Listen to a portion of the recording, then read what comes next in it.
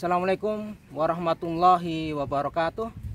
Alhamdulillah wassalatu wassalamu ala rasulillah sallallahu alaihi wasallam wa ba'du. Kaum muslimin wal muslimat yang mudah-mudahan dirahmati Allah subhanahu wa ta'ala, senang dan bahagia sekali. Insya Allah kita berjumpa kembali dalam rangka tadabbur kisah-kisah Al-Quran. Kisah kali ini adalah kisah yang sangat menarik sekali, yaitu kisah tentang Masjid Dhirar.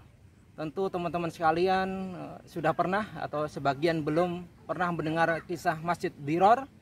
Apa itu? Di dalam surat At-Taubah ayat 107, begitu juga 108, Allah menyebutkan satu kisah tentang masjid.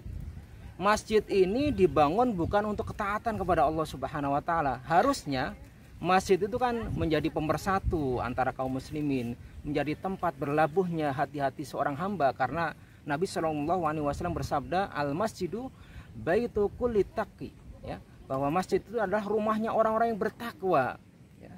Nah, Allah Subhanahu wa taala berfirman, walladzina takhadhu masjidan dhiraran. Orang-orang yang mengambil masjid dhiraran, secara bahasa kata para ulama nahwu, dhiraran ini adalah maf'ul li ajli, satu kata objek penderita dalam tata bahasa. Maksudnya adalah a'malul qulub. Biasanya tujuannya apa ini? Tujuan mendirikan masjid ini ternyata dhiraran, untuk membahayakan kaum muslimin. Wa kufran. Kufran itu apa? Agar kaum muslimin bisa kufur, bukan untuk taat pada Allah Subhanahu wa taala, bukan untuk iman. Kemudian wa tafriqam bainal mu'minin, untuk memecah belah kaum muslimin. Dan orang-orang munafik di Madinah, tepatnya di Kuba, mereka membangun sebuah masjid di dekat Masjid Kuba. Masjid pertama kali dibangun Nabi SAW dan para sahabat ketika datang di Madinah. Itu Masjid Kuba. Tujuannya kata mereka adalah in aradna ilal husna, biar orang-orang yang lemah bisa sholat di situ. Padahal itu adalah masjid dibangun untuk memancing kaum muslimin, untuk menjebak kaum muslimin, ya, oleh Abu Amir Ar-Rahib, ya, seorang dedengkot munafik pada saat itu yang sangat benci kepada Nabi SAW. Bahkan dia masuk Tanasor, masuk agama Kristen ketika di zaman jahiliyah, bahkan meminta tolong kepada Kaisar Romawi untuk menggempur kaum muslimin. Ketika Nabi SAW ingin hendak perang Tabuk, mereka datang mengundang agar beliau bisa sholat di masjidnya. Ya, kata Nabi SAW, saya sedang safar ke Tabuk, nanti kalau pulang insya Allah. Ya, akhirnya beliau safar ke Tabuk, dan ketika pulang, ya tadi ya, wa tafriqam bainal mu'minin wa irsadan liman haraballahu wa rasulahu min qabl. Irsadan ay i'dadan. Masjid ini digunakan atau dibangun untuk, ya, persiapan menggempur Allah dan Rasulnya, ya. Setelah beliau pulang dari perang Tabuk, turun ayat la takum fihi abada. Jangan sholat di Masjid Dhirar walaupun sekalipun. Jangan. La masjidun usisa ala taqwa min awali yaumin ahaqqu an taquma fi. Masjid Kuba lebih berhak engkau sholat di situ.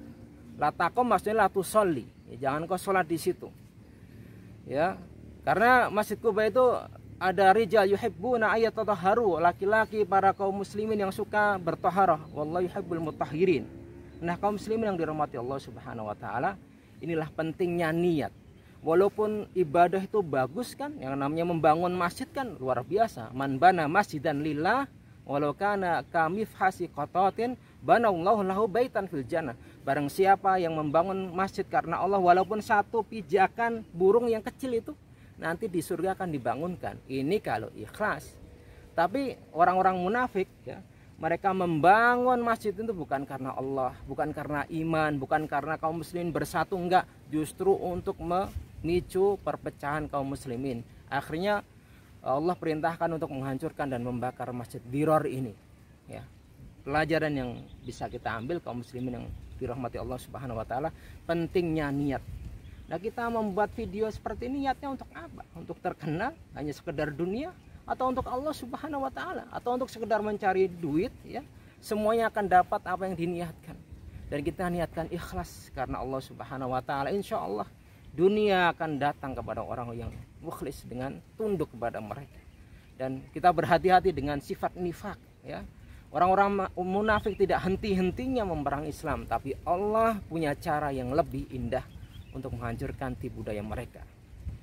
Mungkin demikian yang bisa kita sampaikan, kurang lebihnya mohon maaf. Assalamualaikum warahmatullahi wabarakatuh.